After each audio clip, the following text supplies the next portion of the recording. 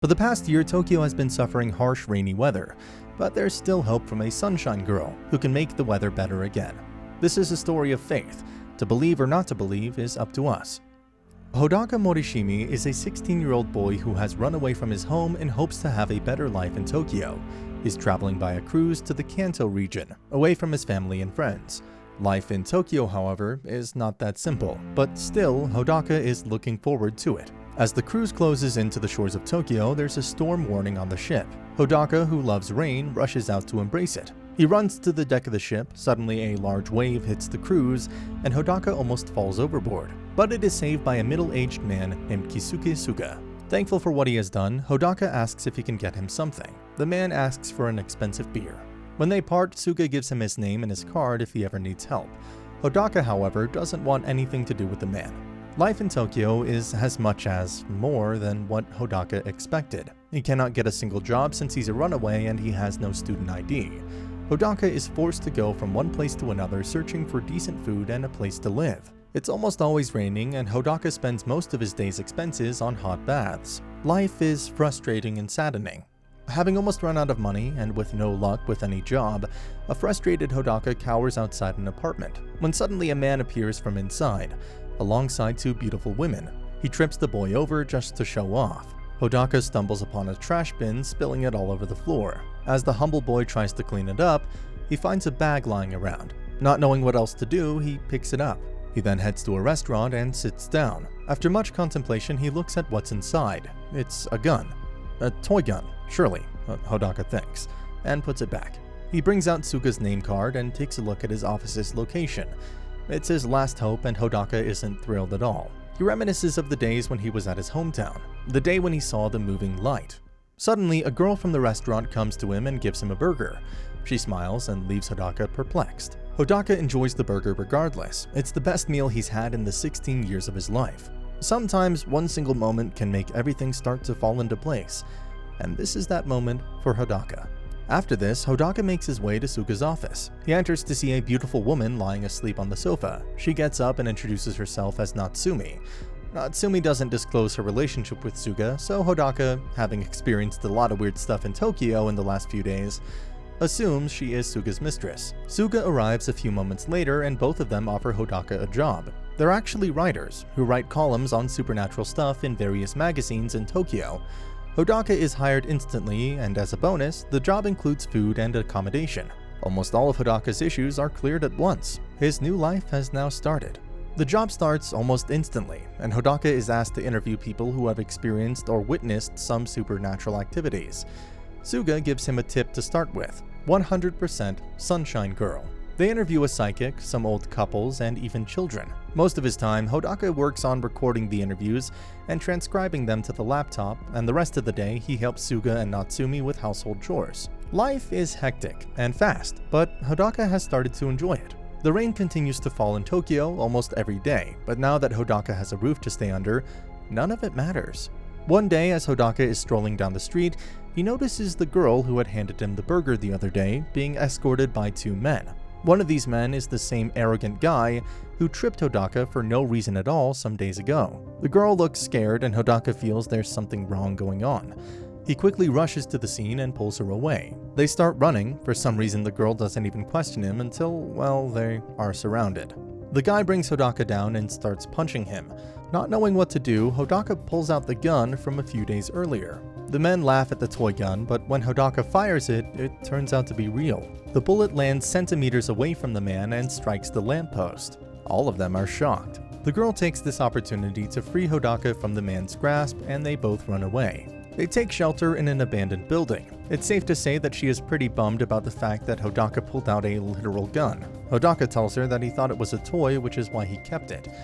He's scared and his hand trembles when he holds the gun again, so he throws it away. After some time, the girl warms up to him.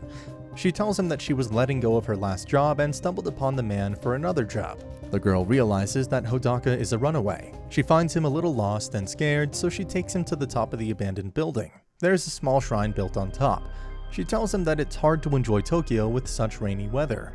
She then starts praying. The wind changes, rain starts to revert back to the sky. Suddenly, the sky clears and the clouds move apart to reveal a ray of sunshine upon them. The girl introduces herself as Hina. Hodaka instantly realizes that she is a sunshine girl. She asks how old Hodaka is, and he tells he's 16. Hina smiles and replies that she will be 18 next month, so he must treat her with respect.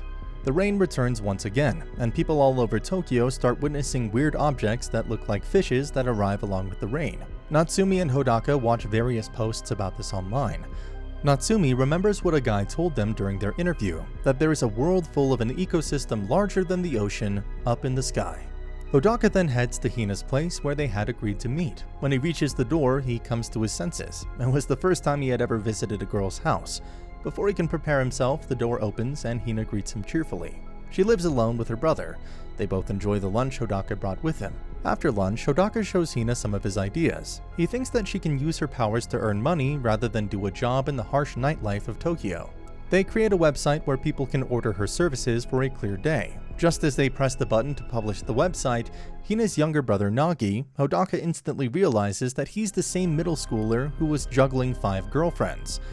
Hina introduces Hodaka as her business partner, and just then they get a request to clear the weather of the flea market the next day. Hodaka prepares weird props which Hina refuses to use, but in the flea market, Hodaka brings them anyway. He also has Nagi dressed up as a rain puppet. The people in the market are skeptical at first after seeing the shenanigans of Hodaka and Nagi, but soon the sky clears. The owners are so happy that they pay them 20,000 yen, almost 4 times what they had asked for. Their business was a hit. They start helping more and more people after that and take a lot of requests clearing the skies out for anyone who needs it. One day they go to help an old woman who wishes for clear weather to pray for her departed husband. Hodaka also realizes that Hina lost her mother last year, and so she too does the ritual with the old woman. As she is occupied, Taki talks with Hodaka. She asks their age and Hodaka suddenly remembers that next week is Hina's birthday. Taki suggests that he get her a present. Hodaka has started to develop feelings for Hina and wants to get her something truly special. Life was good now, so he could afford something nice. However, times can change for the worse as fast as they change for the better. One day, Hina is hired to clear the weather for the Jingu Gaian Fireworks Festival. She does her job as usual, but a media outlet manages to take her picture, which is why they decide to lay low for some time. Elsewhere, Natsumi continues to work on the article on the summer girl and goes to visit a temple. They interrogate a man about the legends, and he tells them that years ago there was one sunshine girl for each village. These women took the prayers of the villagers and relayed it to the sky world. However, there's a heavy toll to pay by the end. The next day, Suga, his daughter, and Natsumi hang out together with Hodaka, Nagi, and Hina. As the boys play, Natsumi, who was told of Hina's ability by Hodaka, tells her about the prophecy the old man had told them. Hina simply looks at the video but doesn't reply.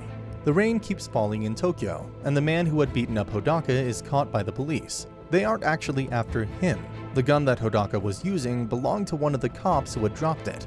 On top of that, Hodaka's parents had filed a missing persons complaint. The cops just want to know where he is. Elsewhere, Hodaka goes to get a gift for Hina's birthday and settles for a ring. The owner of the shop is Mitsuha, who tells him that he has chosen a great gift. That evening, as Hina and Hodaka walk back home together, Hodaka thinks of a way to profess his love to her. Just as he gathers the courage to speak, water starts to surround Hina and she starts floating to the sky. When she comes down, her hands are weird and blue like water drops. She's scared and confused. She then tells him that a year ago today was when she gained her powers.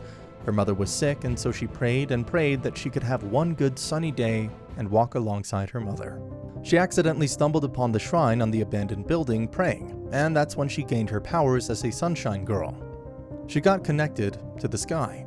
Tokyo's rain is unrelenting. As Hodaka showers at Hina's place, the police show up and question Hina about the boy's whereabouts. They realize that Hina has been staying alone with her underage brother, which is unacceptable. After the cops leave, Hina tells Hodaka that the police will be back with social services for Nagi, which she cannot let happen. Just then, Suga also arrives outside, disguised in a completely random outfit. He hands some money to Hodaka and tells him that he cannot come back to the job. Suga was currently fighting for custody of his daughter and couldn't handle a law problem. He suggests Hodaka return back to his hometown. Saddened, Hodaka returns to Hina and suggests they run away together. The trio walk through the rainy streets of Tokyo with little luck of finding a place to sleep. They offer more money, but no one's willing to allow minors to stay without a guardian or an ID.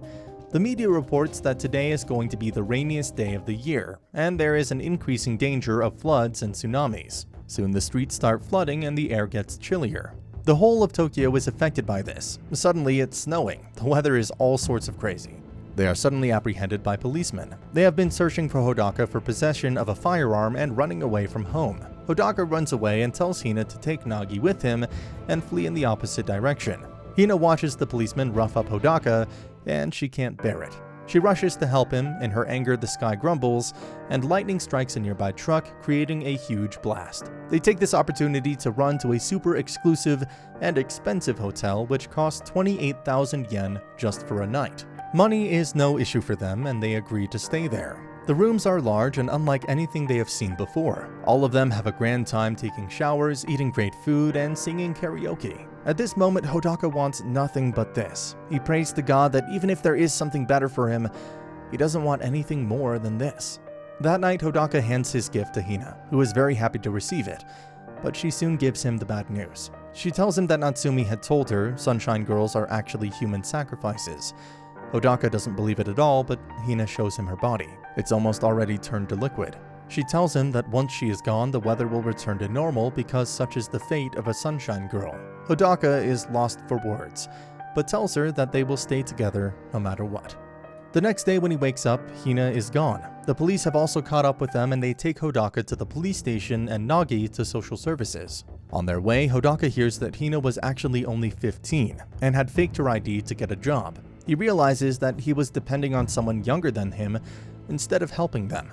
Upon reaching the police station, he runs away again.